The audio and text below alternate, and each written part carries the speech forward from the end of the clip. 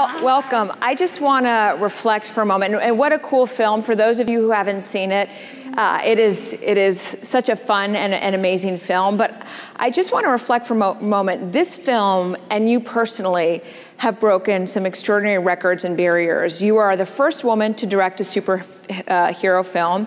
You're only the second or third woman to direct a film with a budget of at least $150 million or more. And this is the biggest... And I correct this not because it matters, but I'm the only one who's done that, because nobody has ever gone over 100, which is unfortunate. I say it for that reason, yeah. Which is, yeah, so only woman over $150 million film. Unfortunately. Unfortunately. Yes.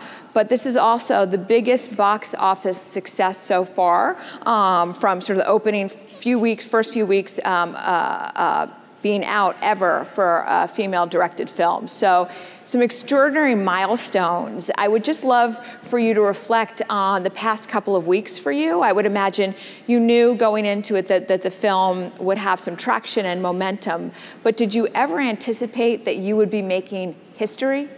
No, and that's even why I say it, is because I'm incredibly honored, and I was sort of peripherally aware, but I think it's even been a shock to me, as it is to everybody, that you're also like, wow, that's late. When you think about how many tent poles there have been and how many things, it's like it's pretty behind the curve that would make so many headlines. So I think it's amazing. I'm so excited to be the one, but I hadn't even focused myself on how few people have gotten the chance, you know. So I'm honored. And it's just amazing milestones. I want to talk a little bit about your career, because you hadn't directed a feature film. Your first feature film was your last feature film prior to this, Monsters, which was an incredible indie movie, huge success. Some may see Monsters and Wonder Woman and not necessarily see the connection, but you've had a deep-rooted connection to this genre and to this category of film. Describe that trajectory and what brought you to this film. Well, it's interesting, because the funny thing is I was making superhero short films in film school because I always wanted to make a film like this. But then I also watched true crime. And so when they started making all of these, very low budget true crime stories, I ended up having a chance to do Monster and wrote and directed it. And it was a great success, and I was so happy. But then I became sort of known for this much darker, serious kind of work, which is, it's funny because this feels almost more true to me, Wonder Woman. And then, in the years in between, it's not a feature, but because I had a son, I realized that I didn't want to make features are every day, all day for 3 years. So during that period of time, I switched to doing TV pilots, which was amazing, and ended up, getting to try and build all kinds of different things.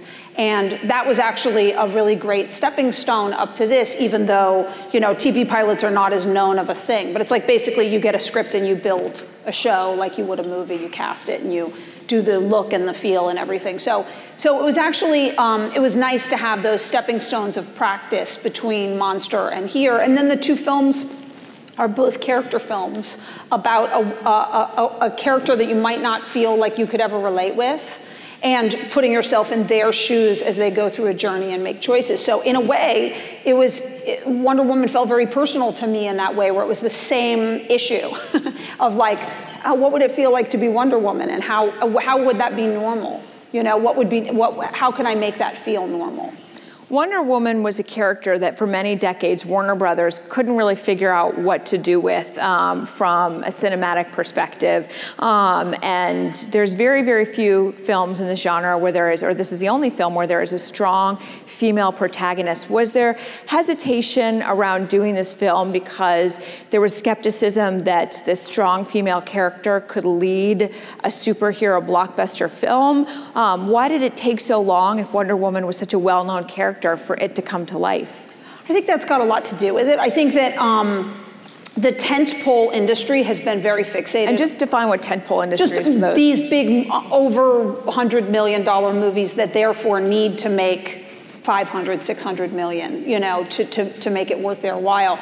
there was such an obsession in the industry for a long time, and at some points it was justified that teenage boys were the primary target box office to make that income. That actually changed quite a while ago, and the bottom even fell out of that because of piracy. So a lot of that crowd was lost to piracy, but yet the industry's had an incredibly hard time shifting to acknowledging that they actually need to hit a much more diverse audience in order to make those movies work. And so it's been interesting to watch that. So I think there had been a couple failures of female superhero films, and so I think it was the combination of those two things made people afraid. But also I think Warner Brothers just has whole universe, so the slot wasn't quite opening up either. I want to talk a little bit about the Wonder Woman character because she is so iconic. Yeah. She was created in 1941 by William Marston, who was inspired by the feminist movement. Obviously, she was a huge presence in comic books. We all know Linda Carter from the classic iconic TV show, which I loved. But she hasn't come without controversy. When we talk about a character like Wonder Woman, is she seen, or do you see her as some sort of feminist icon? Hugely, I do, because Wonder Woman, her conception was to be a superhero, an ideal woman who was everything that a woman was already thought could be: beautiful, kind, loving, all those things, but also badass, strong, amazing. And so I think that that's an amazing objective. And it was funny, it was so early in the feminist movement, but so big and so pure. And over the years, it's been interesting to me, the discussions about what needed to be taken away from her in order to therefore stay true to the feminist movement, which to me never felt right. I always thought, well, she should be everything. And then she had that effect on me when the TV show came out, Linda Carter, where I wasn't thinking about it. I just wanted to be Linda Carter and also stopping the bully and being amazing. And so that great outfit. Exactly. I was like, I feel super passionate about her losing nothing. And I felt like that was really a very serious job of mine.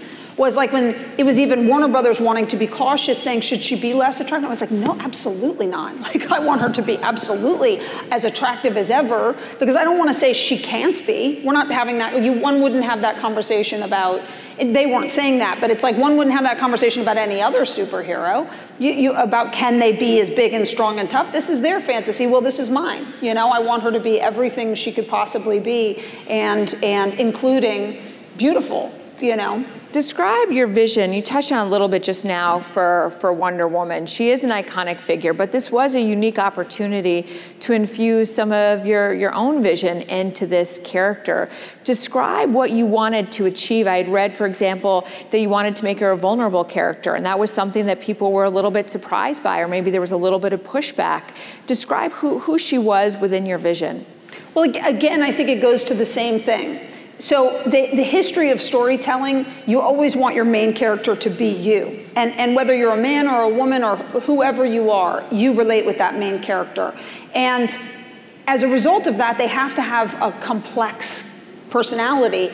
And if you're afraid to also give them vulnerability and warmth and love and all of the weakness that comes with strength, you're kind of doing them a disservice in their ability to be a universal character. So I felt very passionate about that, and about her being you, no matter who you are. And so, yeah, that was an interesting thing. Is again, you know, Warner Brothers was nothing but supportive in all of these things, but in any discussion I would get into on set or otherwise, it would always, you know, anything that would stand in the way of her having a completely, you know, broad persona was something that I felt was my job to protect. Is there a difference between a male and female superhero? I think so often there's been female superheroes who are basically just the same qualities as a male superhero, but as a woman. Is there a difference, do you think? And how would you describe that? Yeah, exactly. That's exactly right. That was, I think, where female superheroes were falling short for a little while, is by just being transposed as a man. I think that every superhero, the great thing about all of the different superheroes is how different they are.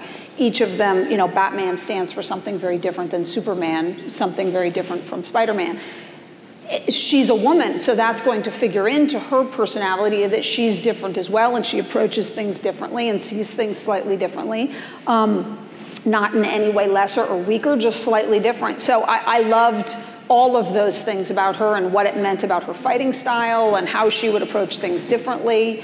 Yeah, so I think that's important to embrace. What were some of those biggest differences in terms of how she approached conflict, or some of even these these amazing fighting scenes? Well, it's interesting, when I would look at the fighting scenes, there are certain kinds of pleasure in competition that is more masculine, where it's like, when you go head to head, who's gonna win is a much more interesting debate. Whereas Wonder Woman's not interested in that at all.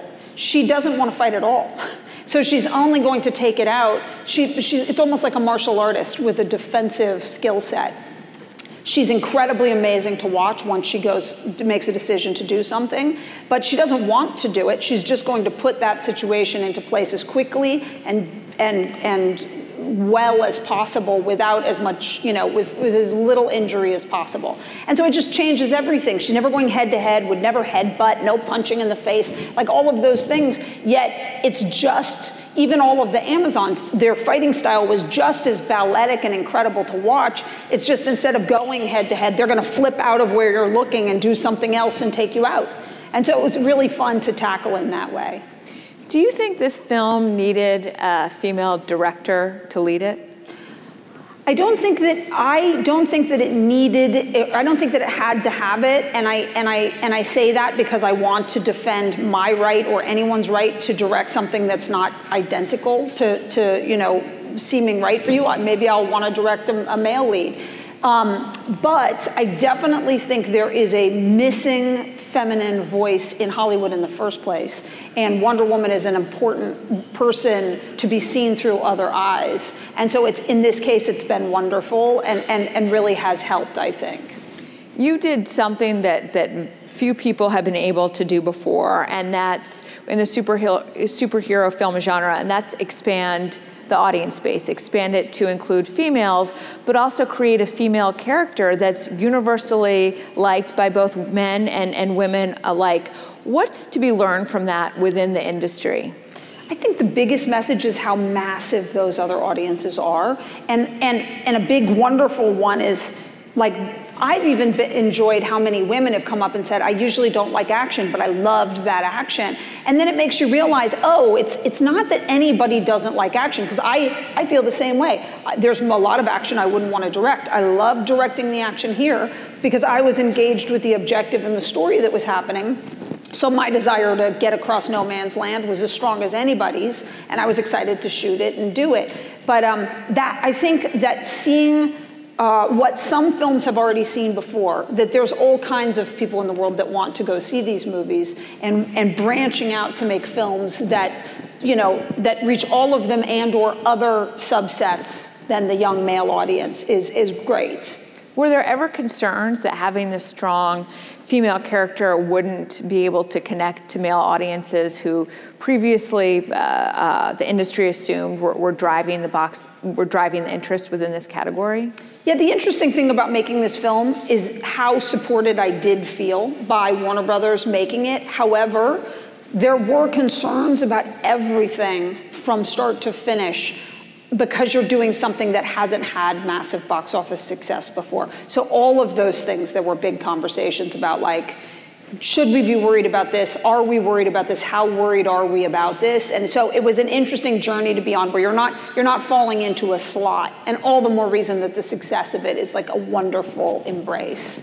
You've talked a lot about, though, that being a female director and with such a high-profile film, that there were a lot of expectations and conversations and unknowns going into this film. How did you navigate that pressure? I had read that you had, often felt that if you were successful, it could open doors for other women, but if you weren't, that it could close the opportunity for future female directors to tackle films of this scale and within this category. Did you feel that pressure going into the film?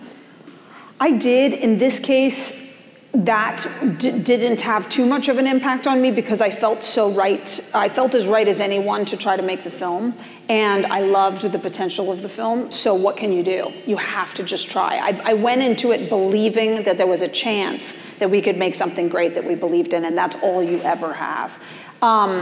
And then I tried to tune it out and just keep my head down and make the best movie I could until the end. And only at the very end, when I pulled back out of making the movie, which wasn't that long ago, was I like, oh, yeah, wow, now we really have to think about what this is going to mean.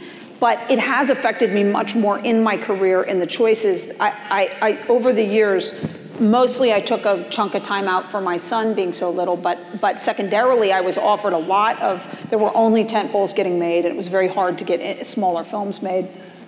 And I was offered many tentpoles before that I thought looked like they could be headed in a weird direction, and it was very hard to roll the dice. Because I thought, if I do it, it's going to be a huge deal, and it's going to say something much bigger than just me.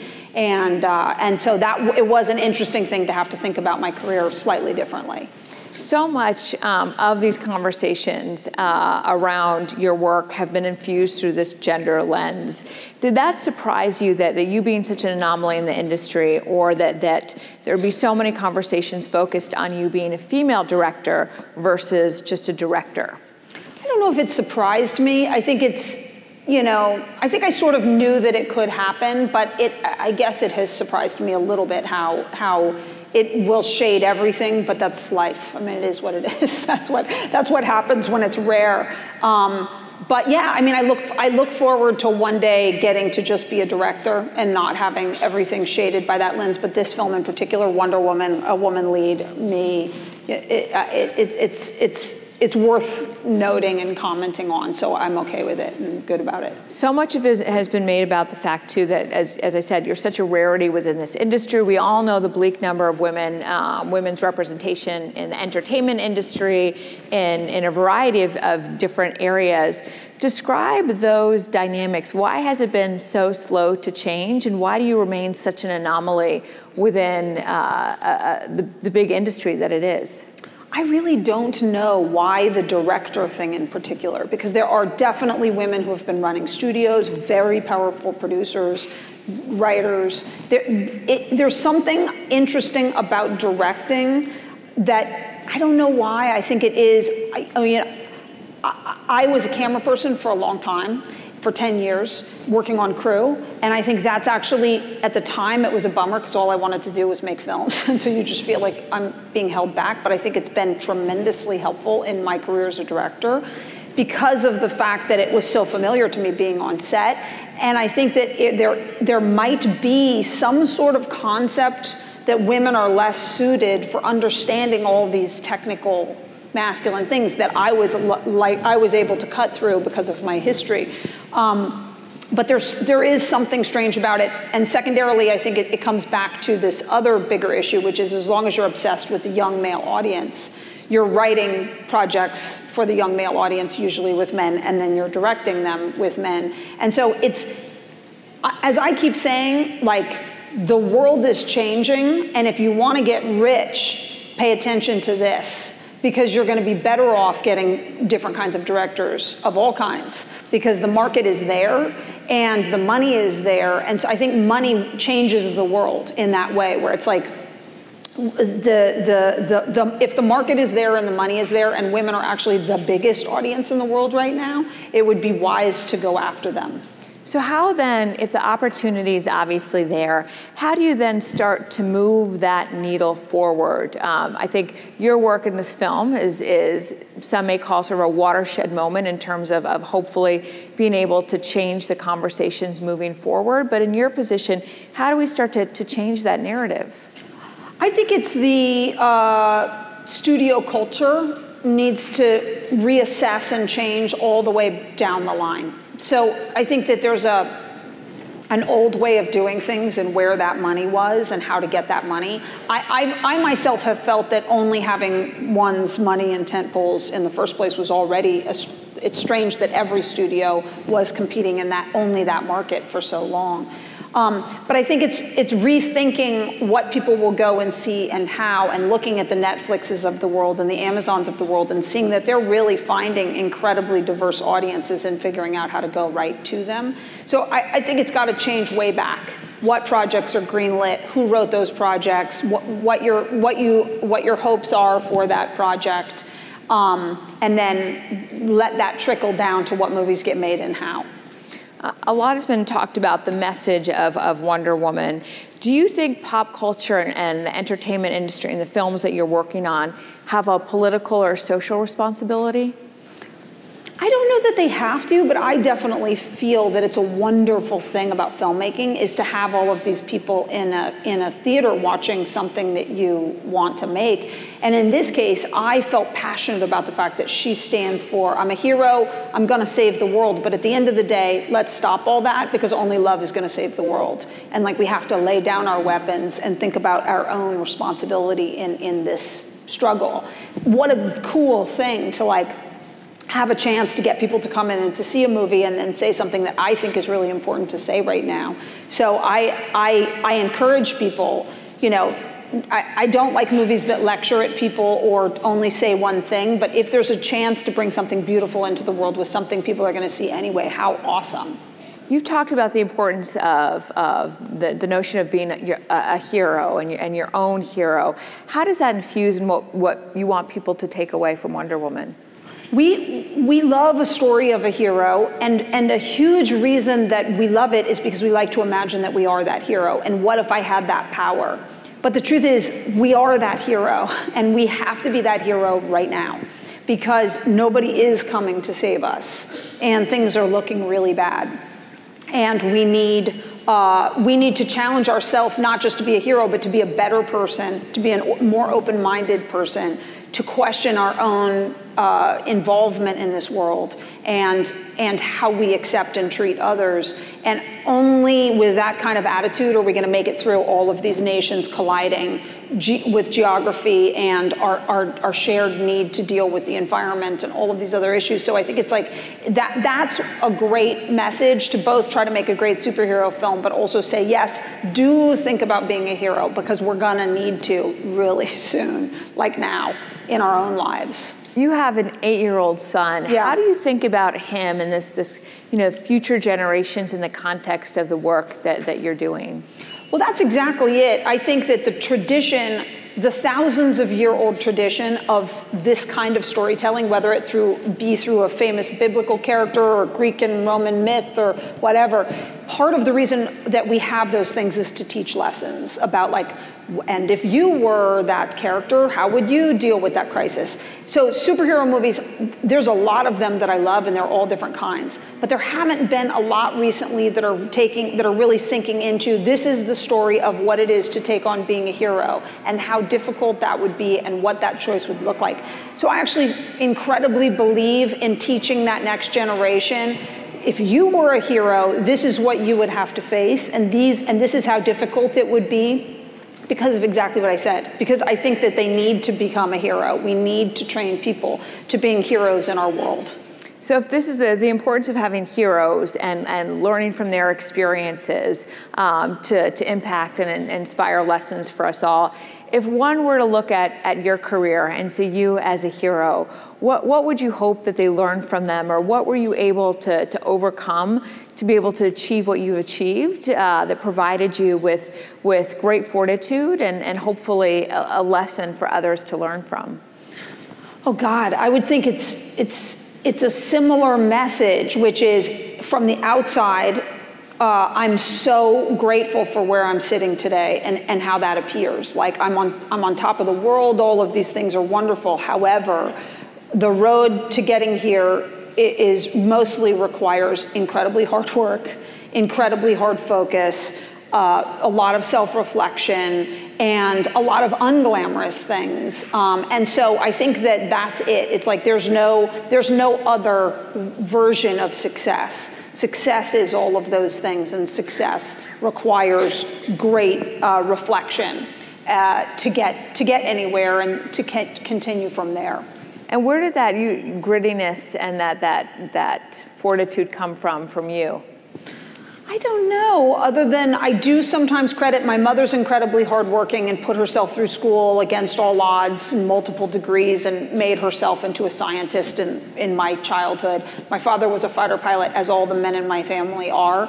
And I do think that the military, like the military work ethic, he's glamorous, fighter pilot, but that's not what's really going on. What's going on is incredible attention to detail, incredibly hard work, waking up very early, being very organized about what you're doing. I think the understanding of what hard work is and keeping your eyes on the ball and putting one foot in front of the other through difficult times is all I have going for me. So many of women, obviously young women, not only look to Wonder Woman as a hero, but now will look to you for inspiration and guidance. If you were to give one piece of advice to young women today, young women graduating school, entering the workforce, what would you like them to know, or what would you tell them in particular?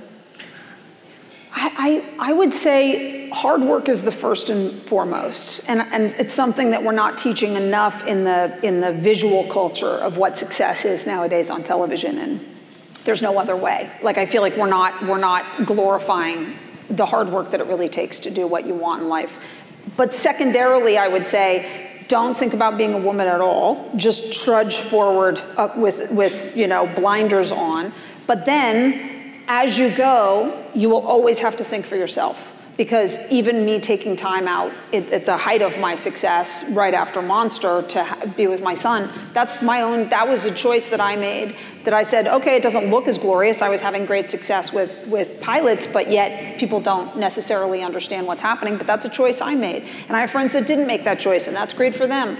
I celebrate them all, but you sort of have to think about, you have to think for yourself about what you want out of the industry, what kind of things you want to do, what kind of films you want to make, because there's not necessarily, unfortunately, a lot of those career trajectories laid out in front of you that will tell you how it should go.